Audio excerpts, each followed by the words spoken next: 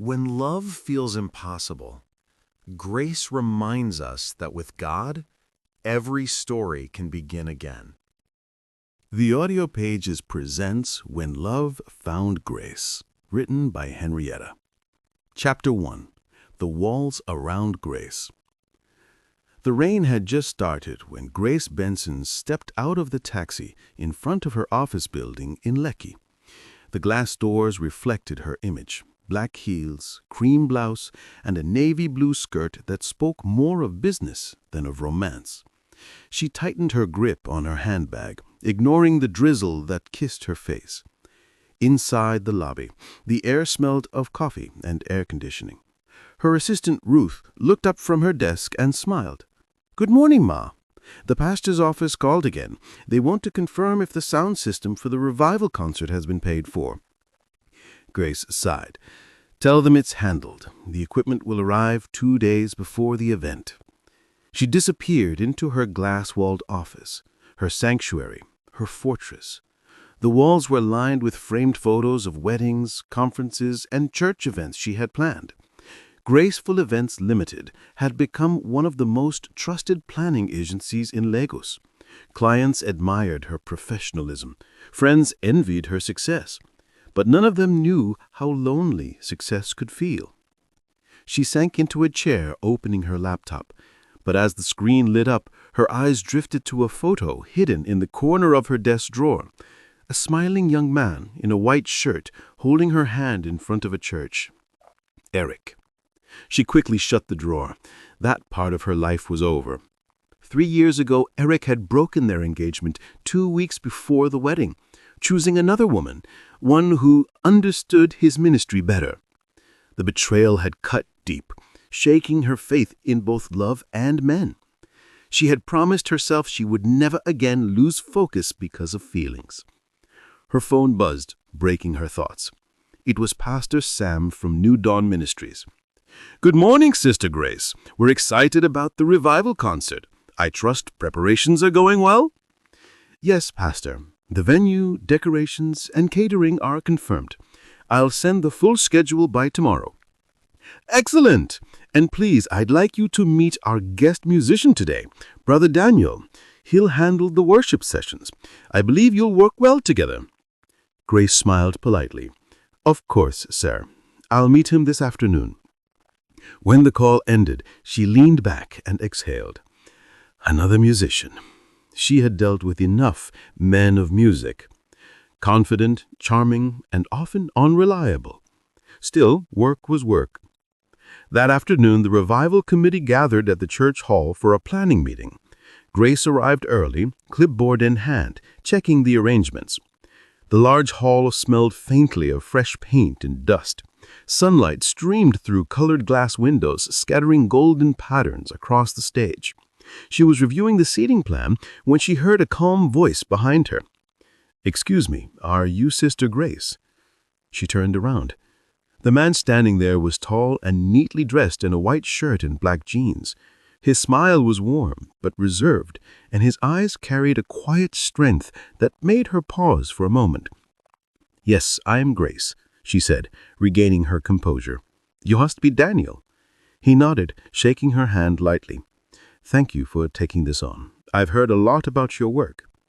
"I'm glad to help," she replied, her tone professional. "Let's go over the program lineup." As they discussed the schedule, Grace noticed how Daniel listened more than he spoke. He asked thoughtful questions and seemed genuinely humble, not like the typical musician who basked in attention. Still, she kept her walls up. When the meeting was over, Daniel lingered for a moment, strumming his guitar softly while the others left. Grace watched from the corner as he began to sing quietly, a song about surrender and grace. His voice was gentle, yet powerful, filling the hall with warmth.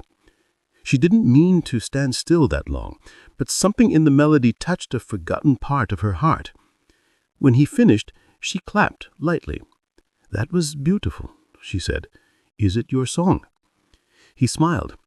"Yes, it came during a rough season. Music helps me remember that even broken hearts can still worship." She froze at his words. Broken hearts. For a moment their eyes met, two souls carrying different scars, but the same ache. She quickly looked away. "Well, it's lovely. I'll make sure we fit it into the program," she said briskly, pretending to check her notes. Daniel only nodded, his eyes soft with understanding. Later that evening, Grace sat by her window, watching the city lights flicker like stars on earth.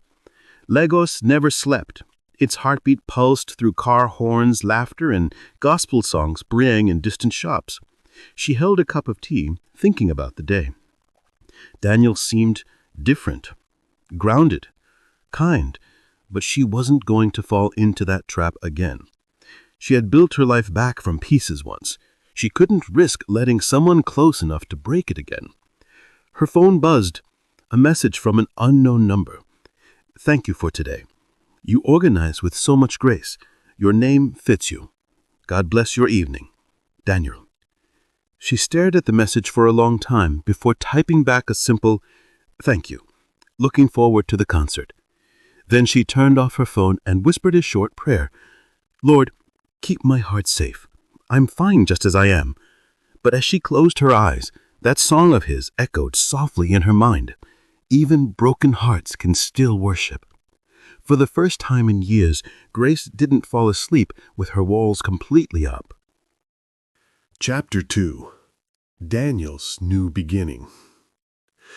The morning sun filtered through the curtains of Daniel's small apartment in Surulere, warming the pages of his worn Bible. The room was modest, a guitar leaning against the wall, a laptop on the table, and notebooks filled with lyrics scattered around. On the wall hung a verse he had written in bold black ink.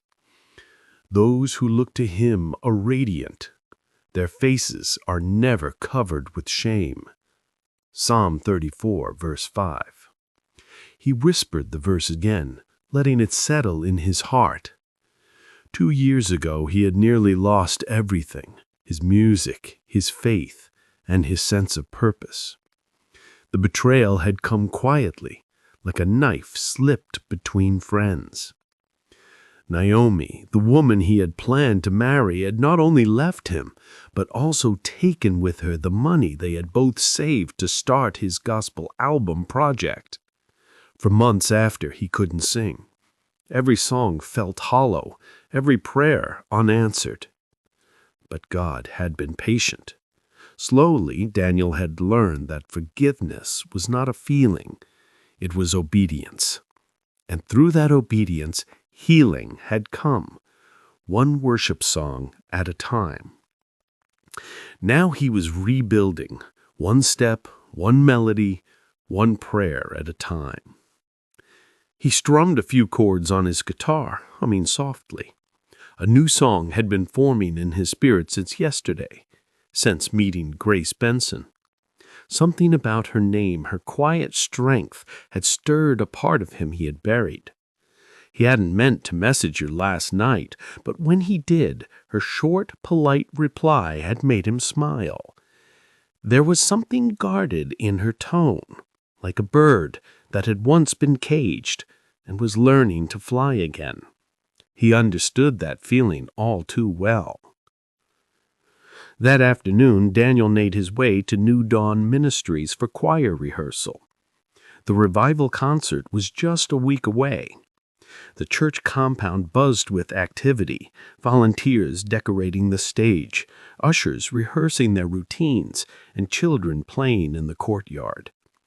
"Brother Daniel," a voice called out. It was Pastor Sam, walking toward him with his usual wide smile. "Ah, good to see you, my brother. How are preparations going?" "Smoothly, sir," Daniel said, returning the smile. "The band is ready. I'm still waiting for Grace to finalize the light and sound setup." "Excellent. I knew you two would work well together," Pastor Sam said, clapping him on the shoulder. "You both carried the same spirit, diligence, and humility." He chuckled. "Grace is very organized." You mean she keeps you on your toes?" They both laughed, but Pastor Sam's eyes softened. "Daniel, God has a way of weaving lives together for reasons we can't always see at first. Keep your heart open, son." He nodded, but his chest tightened slightly. He had promised himself never to confuse ministry with emotion again. Yet last night, when he prayed, Grace's face had come to mind, and he wasn't sure what to do with that. Later that day, Grace arrived at the church, her steps brisk as usual. She was on a phone call when Daniel saw her from across the hall. Her voice carried authority, confident, measured, graceful. "Yes, I want the floral arrangements in white and gold, not pink. And please make sure the banner reads A Night of Revival and Renewal. Thank you." She hung up, exhaling deeply. "Busy day?" Daniel asked as he walked up to her. Grace turned, a faint smile on her lips. "Every day is busy when you're planning a citywide revival." He grinned. "Then I should probably stay out of your way." "Not at all," she said. "I actually came to confirm your sound check schedule. The hall will be available tomorrow evening." "Perfect." They walked together across the hall, discussing logistics, microphones, stage layout, lighting. But as they spoke, Daniel noticed the small things. How her voice softened when she spoke about the choir. How her eyes lit up when she described her work. And how she paused briefly every time faith was mentioned, as though testing its edges. When they finished, Grace closed her planner. "That should be everything for today." Daniel hesitated, then said gently, "You do a lot for others. Do you ever take a break?" She laughed, short, guarded. "Breaks don't pay the bills." "I get that, but sometimes even Jesus rested. Went up to the mountain to pray." She looked at him curiously. "You really believe rest can heal things?" He met her gaze. "I believe rest is where God reminds us who we are, especially when life has made us forget." For a long moment, neither spoke. Then Grace gathered her files, her walls quietly sliding back up. "Well, maybe after the revival," she said with a small smile. Daniel nodded, sensing that was as close as she'd come to letting him in, for now. That evening he attended choir rehearsal. As he sang, he felt the Spirit stirring within him, a melody rising stronger than before. Between songs, his mind drifted to Grace's eyes, her unspoken pain. He closed his eyes and whispered under his breath, "Lord, if I'm meant to know her story, let it be through your purpose, not mine." The music swelled, and his voice carried through the hall, pure and deep. "You mend what hearts cannot repair. You love when we no longer dare to open doors that once brought pain, but you still call us by our name." Unbeknownst to him, Grace had paused by the entrance, listening quietly. She had come to drop off some files, but the song froze her in place. The lyrics washed over her like rain on parched soil. For a second she felt seen, not as the strong event planner everyone depended on, but as the broken woman still healing beneath it all. When he finished, she turned and walked away silently, clutching the files to her chest. That evening, as Daniel packed up his guitar, he noticed a small white flower near the stage, likely dropped from the decorations earlier. He picked it up, twirling it between his fingers. Somehow, it reminded him of Grace. Beautiful, delicate, but resilient enough to survive in any season. He smiled faintly and slipped the flower into his Bible before heading home. For the first time in years, Daniel felt something unfamiliar blooming in his heart. Chapter 3. Sparks and Storms. The day of the sound check began with chaos. The hired decorator was late, The speakers arrived with missing cables, and Grace's assistant had come down with a fever. Grace stood at the center of the church hall, directing volunteers like a general on the battlefield. No, not that corner. The gold drapes go on the left. Please be careful with those lights. Her phone buzzed for the 10th time that hour, and she groaned before answering. Yes, I know the banner delivery is delayed. Just make sure it's done by evening, please. When she finally hung up, she realized Daniel was standing nearby, guitar case in hand, watching her with a mixture of amusement and admiration. "You look like you could use a prayer, or maybe a miracle," he said teasingly. She gave a weary laugh. "At this point, I'll take both." Daniel smiled and set his guitar down. "Then let me help. I used to handle sound setup in my old church before I started singing full-time." Grace hesitated, then nodded. "If you can fix those stubborn speakers, you'll earn my eternal gratitude." He winked. "Eternal? That sounds promising." She rolled her eyes, hiding a small smile. As Daniel crouched to connect the wires, she noticed how natural he looked in his element. Calm, patient, unbothered by the noise around them. Within minutes, the speakers crackled to life, filling the hall with crisp sound. Grace clapped softly. "You're officially hired as my technical consultant." "Gladly," he said, dusting his hands, "but I'd charge in smiles, not naira." She shook her head, laughing. "You're impossible."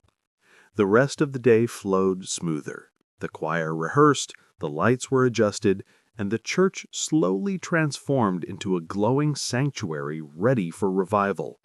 Grace finally allowed herself to breathe. As evening approached, Daniel sat by the stage, strumming softly while Grace checked her notes nearby. His voice drifted across the empty hall, low and soulful. "Lord, teach me to wait when the answers are slow, to trust in your love when my heart says no." Grace closed her planner, listening. "You really have a gift," she said after a while. "Your songs sound like prayers." Daniel looked up. "That's because most of them are. Music was how I learned to talk to God again." "Again?" she asked quietly. He hesitated, then nodded. "I lost my way for a while. Someone I loved broke my trust.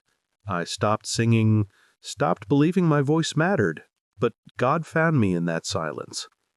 Grace's throat tightened. That's brave, to keep singing after being hurt." He smiled gently. "You learn that healing doesn't erase the scars, it just teaches you that scars can still be beautiful." Her gaze lingered on him for a moment longer than she meant to. Something about his honesty disarmed her. But before she could reply, her phone buzzed again, a name flashing across the screen that made her heart skip. Eric. She froze. "Everything okay?" Daniel asked. Grace forced a nod. "Yes, just work." She quickly excused herself and stepped outside. Outside, the humid Lagos air wrapped around her. She hesitated before answering. "Hello?" "Grace, it's been a while," Eric's voice said, calm and confident as always. "I heard you're organizing the New Dawn revival. I'll be there." She gripped her phone tighter. "Why?" "I'm part of the ministry team now," he said easily. "I thought maybe we could talk, clear the air." Grace's pulse raced. "There is nothing to clear, Eric. You made your choice." "I was young and foolish. You know I've changed. Maybe God's giving us another chance." She shut her eyes, fighting the sting of old wounds. "Eric, please, don't do this." But he only chuckled softly. "I'll see you at the concert, Grace." The line went dead. Grace stood still, her emotions swirling. Anger, pain, confusion. Why now? Why when she was finally feeling peace again? Later that evening, Daniel noticed her quietness. She barely spoke during the final checks. Her usually confident tone had softened, and her eyes looked distant. When everyone left, he approached her. You sure you're okay?" "I'm fine," she answered automatically. He studied her face. "You don't have to be." Something in his voice, that mix of gentleness and sincerity, almost made her cry. She turned away. "It's just someone from my past reached out. Someone I'd rather forget." Daniel was silent for a moment. Sometimes God lets the past knock on the door to see if we'll answer, or finally hand him the key. She looked at him, surprised. "You sound like a pastor." He smiled. "Just a man who's been through the fire." Their eyes met, and for a fleeting second, something raw and real passed between them. Then Grace looked away, gathering her things. "I should go," she said softly. "Big day tomorrow." "Grace," he called as he turned to leave, "whatever it is, don't let yesterday steal what God is building today." She froze, his words echoing deep inside. That night, Grace sat alone on her balcony, the city lights glowing beneath a clouded sky. She tried to pray but found only silence. Then, as if drawn by memory, she opened her messages and scrolled to Daniel's last text. "You organize with so much grace. Your name fits you." A small unbidden smile crept to her lips. She whispered softly, "Lord, am I really ready for this? Or am I just afraid?" The cool wind brushed her face like a whisper, and somewhere across the city, Daniel knelt by his bedside, praying quietly. "Father, whatever you're doing with Grace, help me not to get in the way. If I'm meant to love her, teach me to love like you do, patiently." The city hummed beneath them, two hearts learning to hope again, unaware that tomorrow's revival would bring both storms and miracles. Chapter 4. The Breaking Point. The revival night arrived with a sky full of stars. The New Dawn Ministries compound buzzed with excitement. Cars lined the street, ushers guided guests to their seats, and the scent of fresh flowers and rain filled the air. Grace stood near the stage, clipboard in hand, making last-minute checks. Everything looked perfect. The lights shimmered, the choir was ready, and Daniel's band tuned their instruments. But inside her heart, a storm brewed. Eric's message still echoed in her mind. Maybe God's giving us another chance. She had prayed all week for strength, telling herself she was over it. But now, knowing he was somewhere in that crowd, she felt the old wound reopening. "Grace," Daniel's voice called behind her, "you've outdone yourself. The place looks amazing." She turned and smiled weakly. "Thank you. Just praying everything goes smoothly." He tilted his head, sensing something off. "You're sure you're okay?" She hesitated, then nodded. "I'm fine. Let's just focus on tonight." He didn't press further, but the worry in his eyes lingered. The service began with powerful worship. The choir filled the hall with harmonies that lifted hands and hearts alike. Daniel stepped onto the stage, guitar in hand, his voice rising to the speakers like a prayer that could pierce heaven. "You lift the broken from the dust, you mend the heart that dares to trust." The congregation swayed, tears glistening in their eyes. Grace stood near the sound booth, watching him, how effortlessly he led people into God's presence. Something inside her stirred, something deeper than admiration. But then she saw him. Eric. He was standing near the second row, sharply dressed in a gray suit, clapping along to the music.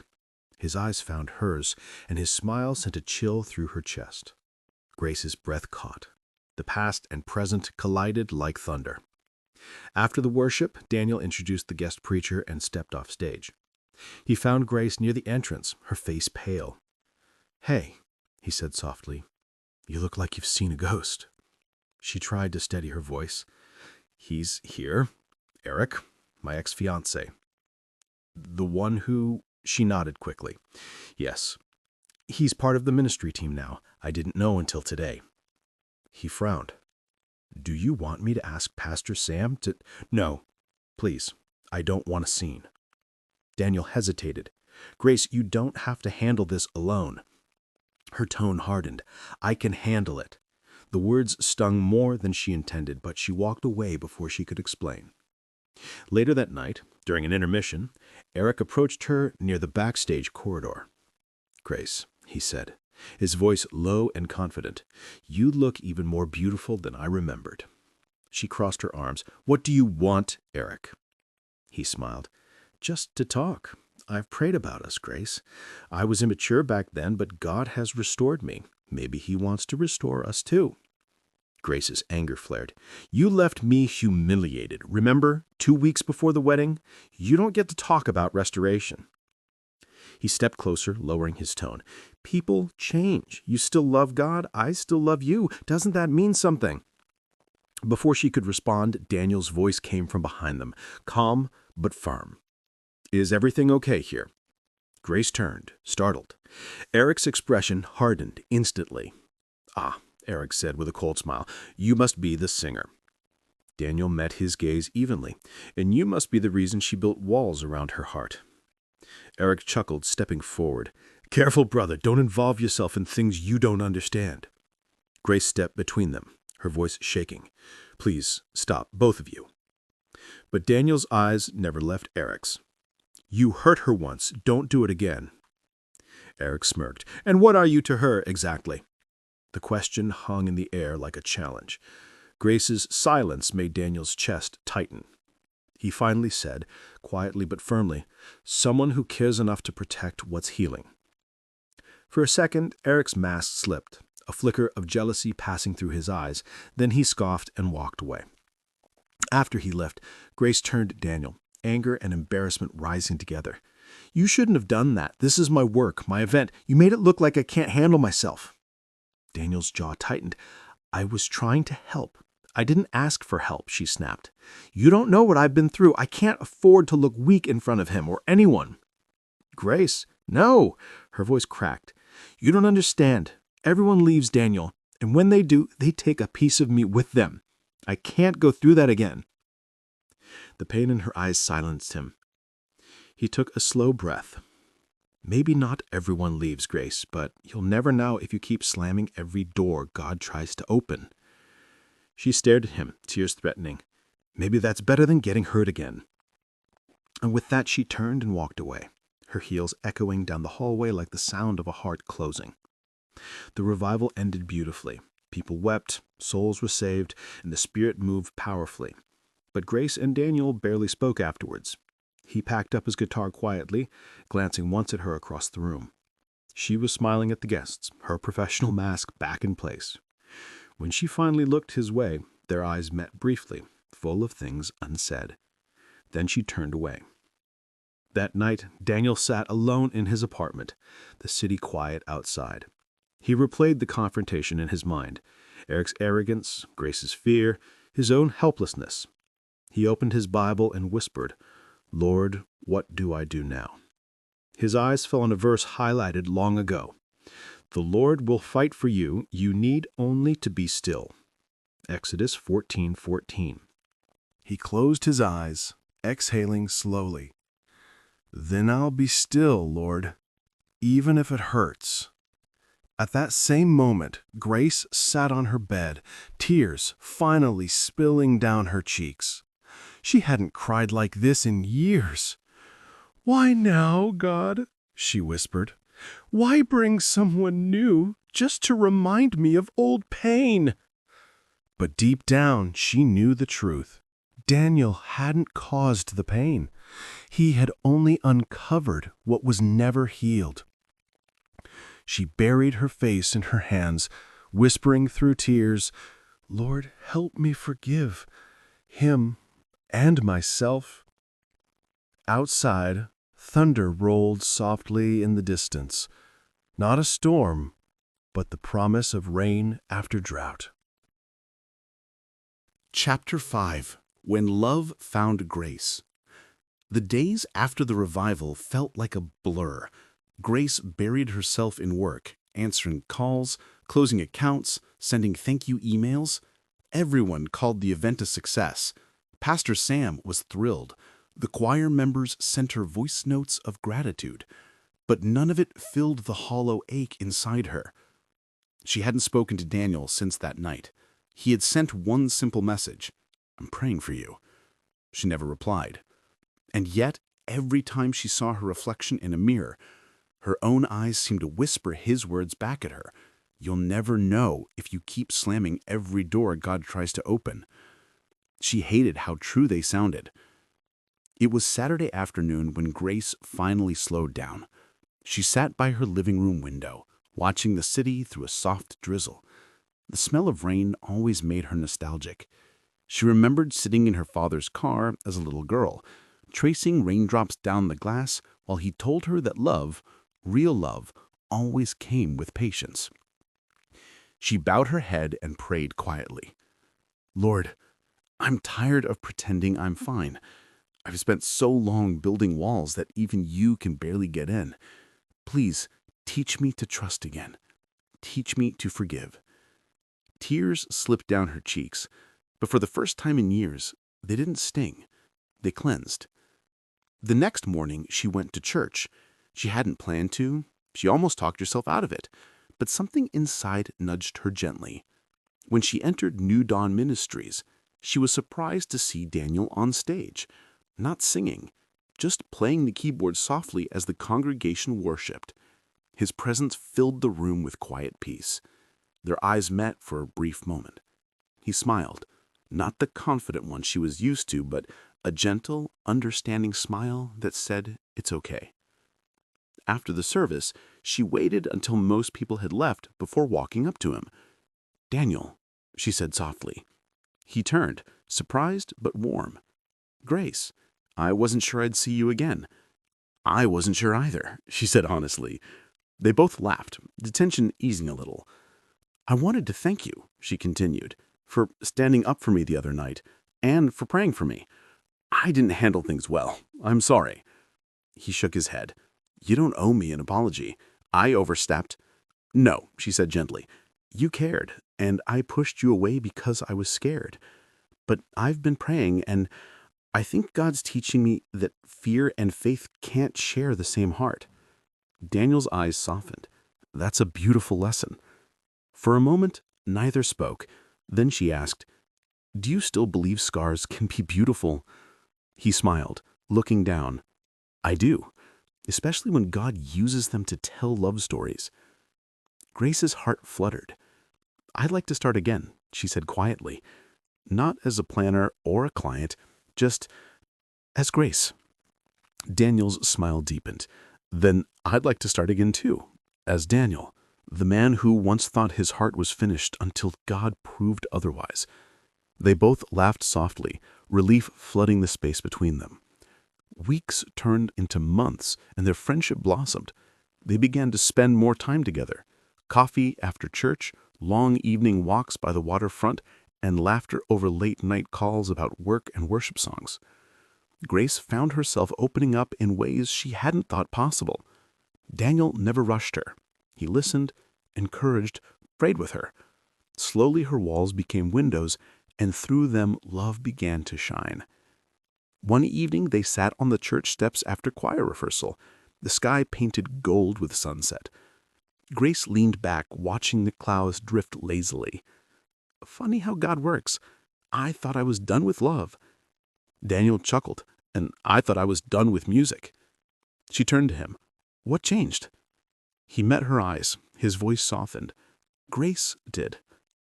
She blanked. "You mean God's grace?" He smiled. "That too, but also you." Grace laughed, blushing. "You're getting poetic again." He grinned. "Occupational hazard." Then he grew quiet. "But seriously, Grace, thank you for trusting me, for letting me in. Loving you has reminded me that healing is a holy work." Her eyes filled with tears. "You didn't just walk into my life, Daniel. You walked into my healing." He reached for her hand gently, their fingers intertwining like pieces of a prayer finally answered. Then maybe this is what grace looks like when love finally finds it. 6 months later, the hall shimmered with light and laughter. Grace stood in front of the mirror in a simple white gown, elegant but not extravagant, her smile radiant. Ruth adjusted her veil, giggling. "Madame, you looked like the answer to a long prayer." Grace laughed softly. "Because I am." Pastor Sam's voice echoed faintly from outside, greeting guests. The air was filled with gospel music, one of Daniel's songs playing quietly through the speakers. When the doors opened, Grace stepped into the aisle, her heart full. Daniel stood at the altar, eyes shining, guitar in hand. As she walked towards him, he began singing softly, the same song she'd first heard him play that afternoon in the church hall. Even broken hearts can still worship. Even wounded souls can sing. For love is not lost in the ashes when God is righting everything. Tears glistened in his eyes as she reached him. The ceremony was simple, heartfelt. When Pastor Sam asked if they would love and honor each other for life, both answered yes without hesitation. Voices steady, hearts at peace. As the congregation cheered and the choir sang, Grace leaned into Daniel's embrace and whispered, "I never thought love would find me again." He smiled, touching her cheek. "It didn't just find you, Grace. It found us, and God made it new." Outside, the city of Lagos pulsed with life, horns blaring, music drifting through the air, but in that small church, time stood still. Two once broken souls, now whole in God's timing, began their forever. Thank you for listening. If you like this audio recording, kindly like the video and subscribe to our channel so you don't miss any of our faith-based stories and Christian romance audio recordings.